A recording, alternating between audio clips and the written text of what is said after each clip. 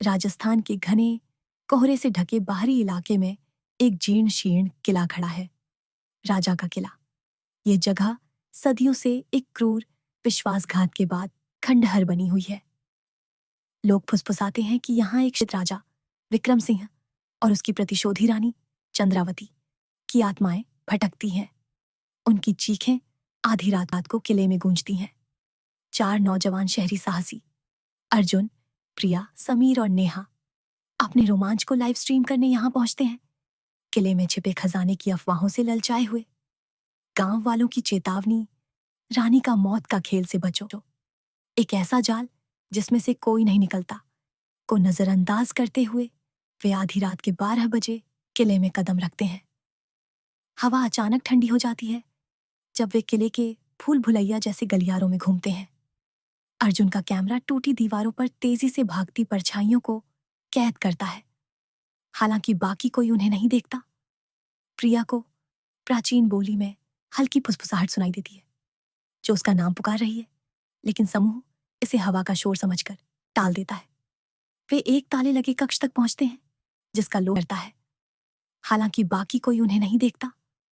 प्रिया को प्राचीन बोली में हल्की फुसफुसाहट सुनाई देती है जो उसका नाम पुकार रही है, लेकिन समूह इसे हवा का शोर समझकर टाल देता है। वे एक ताले लगे कक्ष तक पहुंचते हैं जिसका लोहे का दरवाजा जंग से ढका है और उस पर अजीब निशान वे चेतावनी उकेरी है, प्रवेश करो और उसका खेल खेलो। समीर, जो संशयी है, दरवाजा तोड़ देता है। अंदर एक विशाल हॉल दिखता है जिसकी दीवारें शीशों से सजी हैं और एक सिंहासन जिस पर अब भी ताजा काला खून टपक रहा है जो पहले वहां नहीं था। लाइव स्ट्रीम का चैट दर्शकों की चीखों से भर जाता है, बाहर निकलो, लेकिन समूह एक रहस्यमयी गुनगुनाहट से खींचा चला जाता है। अचानक शीशों में उनकी अपनी सूरतें नहीं, बल्कि भयानक आंखों के बिना चेहरे दिखते हैं जिनके नुकीले पंजे बाहर की ओर बढ़ते हैं।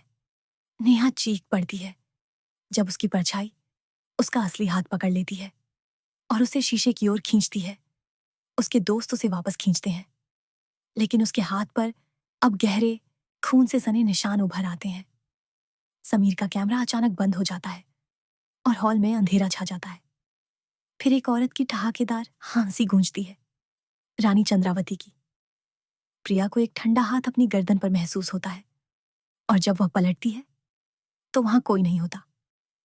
अर्जुन को दूर से एक औरत दिखती है, साड़ी में लिपटी, जिसका चेहरा सड़ा हुआ है और आंखें खून से लाल। वह फुसफुसाती है, खेल शुरू हो चुका है। तभी फर्श हिलने लगता है और दीवारें सिकुड़ती हुई दिखती हैं। समूह भागने की कोशिश करता है, लेकिन हर गलियारा उन्हें उसी हॉल में वापस ले आता है। रानी की परछाई अब हर शीशे में दिखती है और उसकी आवाज चीखती है, एक को चुनो या सब मरोगे।